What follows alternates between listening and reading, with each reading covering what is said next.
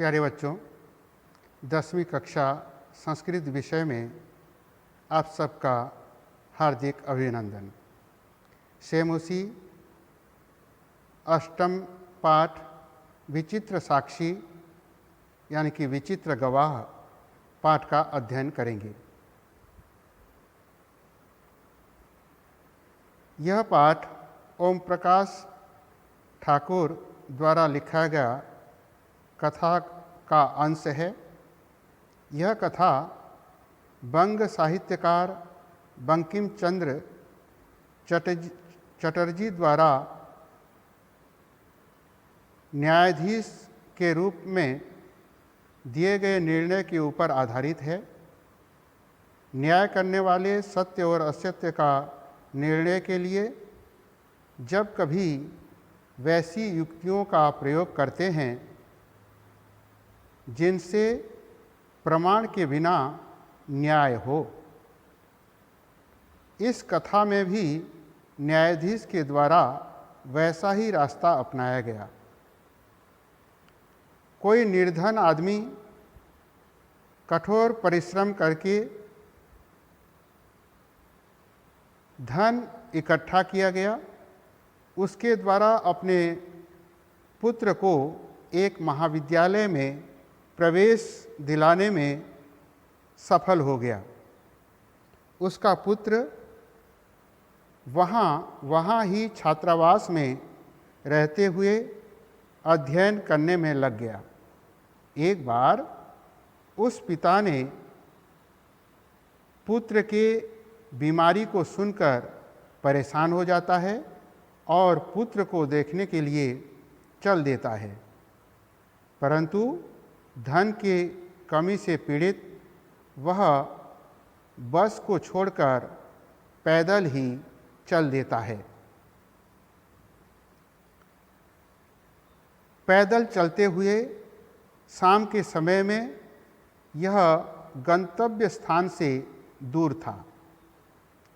अंधेरी रात के फैल जाने पर सुनसान स्थान में पैदल चलना शुभ नहीं होता है। ऐसा सोचकर वह पास में स्थित गांव में रात्रि निवास करने के लिए किसी गृहस्थी के यहाँ चला गया।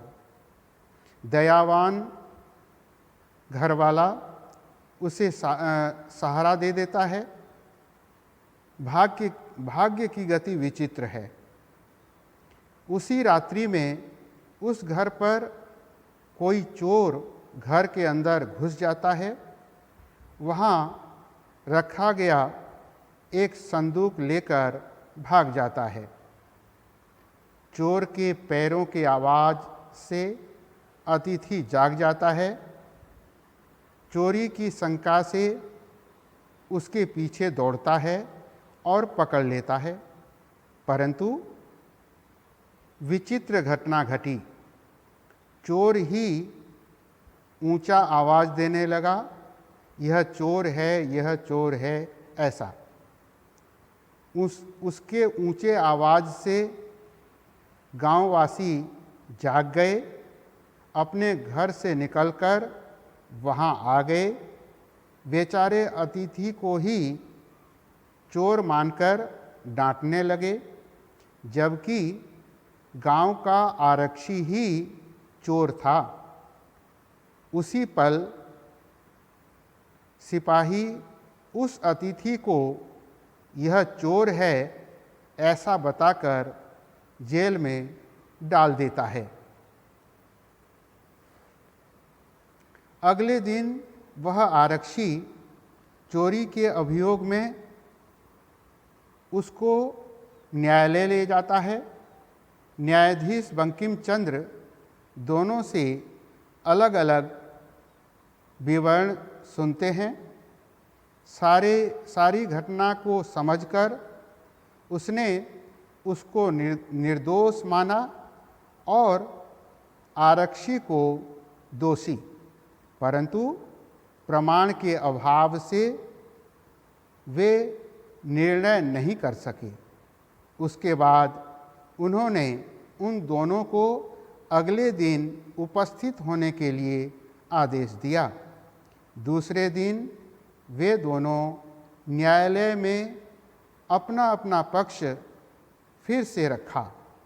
तभी कोई वहाँ का कर्मचारी आकर निवेदन करता है कि यहाँ से 2 कोस की दूरी पर कोई आदमी किसी के द्वारा मार दिया गया। उसका मरा हुआ शरीर रास्ते के पास है। आदेश दीजिए कि क्या करना चाहिए।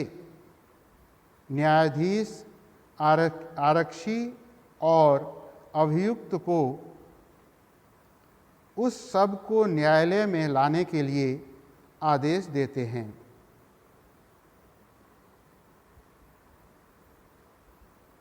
आदेश